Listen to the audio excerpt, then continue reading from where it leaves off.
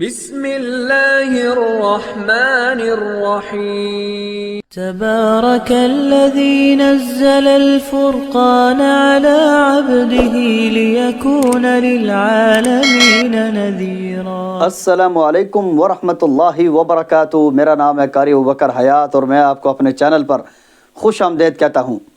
وقتاً فوقتاً قرآن کریم کو یاد کرنے کے حوالے سے یا بھولے ہوئے قرآن کو یاد کرنے کے حوالے سے انتہائی لطف اندوز اور آسان ترین ویڈیوز لے کر حاضر ہوتا رہتا ہوں۔ آج اسی قسم کے دو طریقے لے کر حاضر ہوا ہوں۔ مجھے امید ہے کہ اگر ان دو طریقوں کو آپ دو طریقوں میں سے کسی ایک کو بھی آزما لیں آپ کو بہت زیادہ فائدہ حاصل ہوگا۔ آئیے، اگر آپ کو قرآن بالکل بھول چکا ہے، اتنا بھول چکا ہے کہ قرآن کریم دیکھ کر بھی پڑھنا آپ کے لیے بہت زیادہ مشکل ہے، تو میرے اس طریقے کو ضرور آزمائیے گا، اور آزمانے کے بعد جتنے ٹپس میں دیتا ہوں اگر آپ ان کو آزماتے ہیں اور آپ کو فائدہ ہوتا ہے، کومنٹس کے ذریعے سے حوصلہ افزائی اس لیے نہ کیا کریں، نہ مجھے حوصلہ افزائی کروانے کا شوق ہے۔ آپ کے کومنٹس کو دیکھ کر دوسرے حفاظ اکرام جس وقت وہ ویڈیو دیکھتے ہیں اور ٹوٹے ہوئے دل ان کے کہ قرآن اب کبھی بھی ہم یاد نہیں کر سکتے، آپ کے کومنٹ سے ان کی حوصلہ افزائی ہوتی ہے۔ اس لیے اگر آپ کو فائدہ ہو تو کومنٹس کے ذریعے سے بتا دیا کریں کہ جو طریقے آپ کو بتائے گئے ہیں کیا ان کو آپ نے آزمایا، آپ کو فائدہ حاصل ہوا یا نہیں۔ اگر آپ کو قرآن بالکل بھول چکا ہے اور اتنا بھول چکا ہے کہ قرآن آپ کے لیے دیکھ کر پڑھنا بہت زیادہ دشوار ہے، ایک رکوع کو 6 بار دیکھ کر پڑھنا ہے، اور اس طریقے سے دیکھ کر پڑھنا ہے کہ قرآن سے نظر اٹھانی نہیں ہے، بالکل قرآن پہ نظر جما کر آپ نے ایک رکوع کو 6 بار پڑھنا ہے۔ 6 بار پڑھنے کے بعد قرآن کو بند کر کے اس کے بعد اس رکوع کو زبانی پڑھنا ہے۔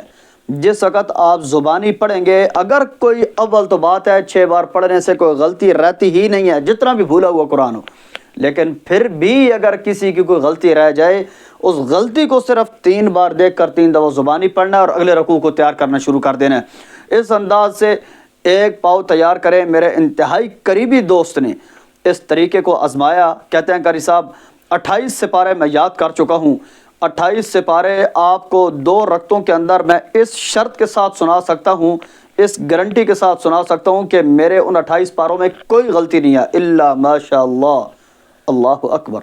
آپ بھی اس طریقے کو ضرور آزمائیے اگر آپ کو بہت زیادہ بھول چکا ہے۔ ایک طریقہ۔ دوسرا طریقہ، جو آپ نے یاد کرنا ہو نا، ترجمے کے ساتھ اس کا ایک دفعہ خلاصہ پڑھ لیں، ایک دفعہ ترجمہ پڑھ لیں، خلاصہ پڑھ لیں، اس رکوع میں بیان کیا ہو رہا ہے۔ ابتدا کے اندر آپ جس وقت اس کا ترجمہ پڑھ لیں گے نا، پھر اس کی عربی آپ کے لیے یاد کرنا بھی آسان ہوگی، اور انتہائی مزے کے ساتھ، انتہائی لطف اندوز ہو کر آپ اس رکوع کو یاد کریں گے، اور آپ جیسے جیسے پڑھتے جائیں گے آپ دیکھیں گے کہ آپ کو مزہ بھی آتا جائے گا، اور اسی قسم کے الفاظ جب قرآن میں کسی دوسری جگہ پر آئیں گے نا تو آپ کو اس وقت قرآن کی وہ الفاظ عربی میں یاد کرنے کی، قرآن کریم کے الفاظ وہ یاد کرنے کی ضرورت بھی نہیں ہوگی۔ تو اگر آپ قرآن کریم کو یاد کر رہے ہیں، اگر کوئی حفظ کا بچہ میری ویڈیو دیکھ رہا ہے یا کوئی ایسا حافظ جو قرآن بالکل بھول چکا ہے، تو بھائی ایک رکوع کو 6 بار آپ نے دیکھ کر پڑھنا ہے۔ 6 بار دیکھ کر پڑھیں، اگر کوئی غلطی آئے تو اس کو 3 دفعہ دیکھ کر 3 دفعہ زبانی پڑھنا ہے اور اگلے رکوع کی طرف سفر کرنا ہے۔ اور اس کے علاوہ اگر پھر بھی مشقت ہو رہی ہے تو آپ نے اس رکوع کا خلاصہ، اس رکوع کا ترجمہ جتنا ممکن ہو آپ نے اس رکوع کا ترجمہ اور خلاصہ ایک دفعہ پڑھ لینا ہے۔ خلاصے کا کیا مطلب؟ ترجمہ ہی سیدھا سادہ اس کا جو ترجمے والا قرآن ہے وہاں سے ترجمہ ایک دفعہ پڑھ لیں، اس کے بعد اس کو یاد کرنا شروع کریں۔ یہ میرے انتہائی قریبی دوستوں کا، انتہائی قریبی حلقہ احباب کا تجربہ ہے کہ ترجمے کے ساتھ یاد کیا ہوا قرآن بندے کو بھولتا نہیں ہے۔